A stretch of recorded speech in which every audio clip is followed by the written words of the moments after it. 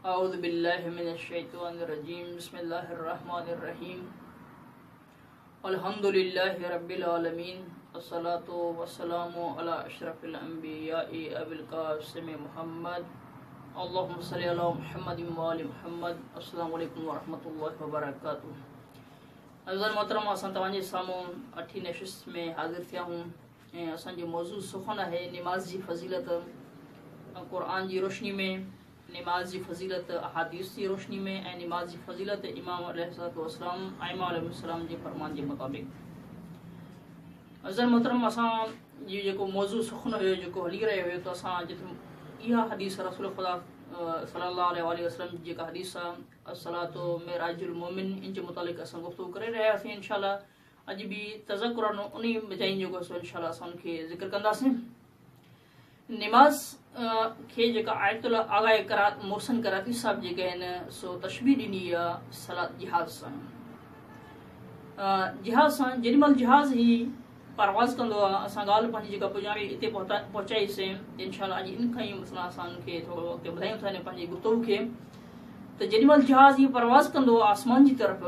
बिल्कुलु सैर करे आसमान जी तरफ़ जेॾीमहिल ही पहुची वियो त आला साहब फरमाइनि था त इते जेको इंसान जो जेको जिस्म आहे उहो परवाज़ कंदो आहे जीअं जीअं जहाज़ उॾंदो वेंदो आसमान जी तरफ़ तीअं तीअं वॾियूं वॾियूं जेके बि इमारतूं आहिनि उहे नंढियूं नंढियूं नज़र ईंदियूं वेंदियूं जेको ऐं अहिड़ी तरीक़े सां ई इंसान जेॾीमहिल निमाज़ में ईंदो आहे ख़ुदावंद आलम जी तक़र्रुब इलाही खे हासिलु कंदो आहे त पोइ दुनिया जेका आहिनि उहा हक़ीर हिन जे साम्हूं नज़र हिन खे ईंदी आहे जेका माना ईअं सम्झो त दुनिया खां ही बिल्कुलु यानी कटिजी वेंदो आहे हिकु तरफ़ जी मिसाल माना बिल्कुलु ही दुनिया खां अलॻि थी थो वञे जेको यानी दुनिया उन शख़्स जे अॻियां बिल्कुलु हक़ीर ऐं नंढे क़िस्म जी हिकु मसलन इन बिल्डिंग जी मिसाल जेका सभु ॾिनी आहे जेका इंसान जीअं उहो ॾिसो जीअं जहाज़नि जा बि क़िस्म हूंदा आहिनि कुझु जहाज़ अहिड़ा आहिनि छो त जहाज़नि वारनि जो कानून इहो आहे त लाज़िम जहाज़ खे जेको पायलट हलाइण वारो हूंदो आहे ऐं उनजे लाइ लाज़िम ऐं ज़रूरी इहो आहे त इहो कंट्रोल टावर सां राब्ते में हुजे जेको अगरि इहो कंट्रोल टावर सां राब्ते में न हूंदो त यकीनन जेको जहाज़ मुमकिन आहे को ॿियो रखो इख़्तियार करे उनखे हले किथे वञी जेका सा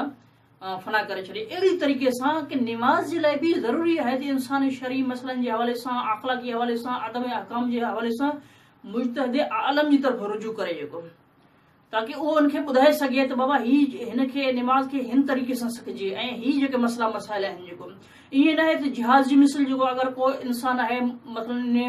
जेको टावर सां मसइलनि जेको उनजो राब्तो वारो टावर आहे उन सां कटिजी वञे ऐं ही बि इंसान जीअं अचे निमाज़ में जेको थो कंहिं मसइले जी हिनखे ख़बर बि न हुजे त पोइ हू बि मिसली ईअं टावर सां कटण करे निमाज़ जहाज़ जेका मुमकिन आहे त क्रैश करे वञे क्रैश करे त तबाही जो सबबु थिए थो ऐं इन हवाले सां त इंसान जेॾीमहिल मसइलनि खां गाफ़िल आहे उनखे ख़बर बि न आहे त कहिड़े हवाले सां मतिलबु निमाज़ जा आकाम आहिनि कीअं आहिनि हू पंहिंजे हिसाब सां निमाज़ खे अंजाम ॾिए त यकीनन इहो बि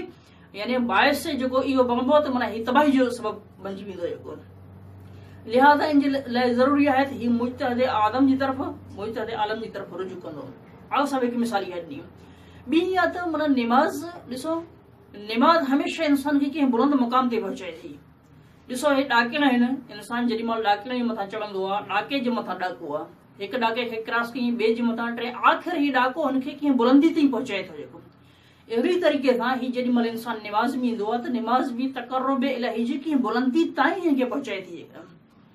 ऐं पोइ हुनजो जेको उहो मेराज वारो जेको मोमिन पंहिंजो पाण खे मेराज महसूसु कंदो आहे मतिलबु उनजे तक़र्रुब इलाही खे हासिलु करण सां गॾोगॾु जेॾीमहिल हू बिल्कुलु ख़ुशि ऐं ख़ुज़ू में एतिरे क़दुरु मशहूर हूंदो आहे त पोइ हुनखे ख़बर पइजी वेंदी आहे त वाक़ई जेका आहे हाणे मां कंहिं मंज़िल ते कमाल ते पहुतो आहियां जेको अज़र मोहतरम जी इरशाद थियो हज़रत इब्राहिम अलैहिस्सलाम निमाज़ मुतालिक़ फरमाइनि था इन सलाती व नुस्की व महयाय व ममाती लिल्लाहि रब्बिल आलमीन सूरह अनाम आयत नंबर 162 में ए रसूल तूं उन्हनि खे चओ त मुंहिंजी निमाज़ मुंहिंजी इबादत मुंहिंजो जीअण मुंहिंजो मरण सभु ख़ुदा जे लाइ आहे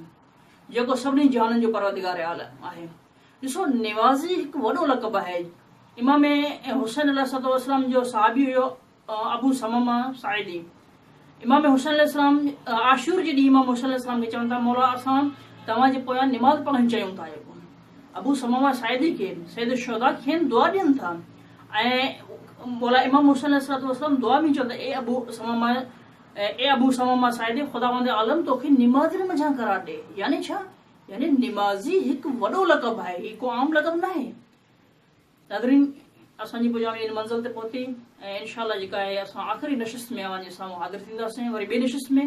अस्सलामु अलैकुम वरहमतुल्लाह।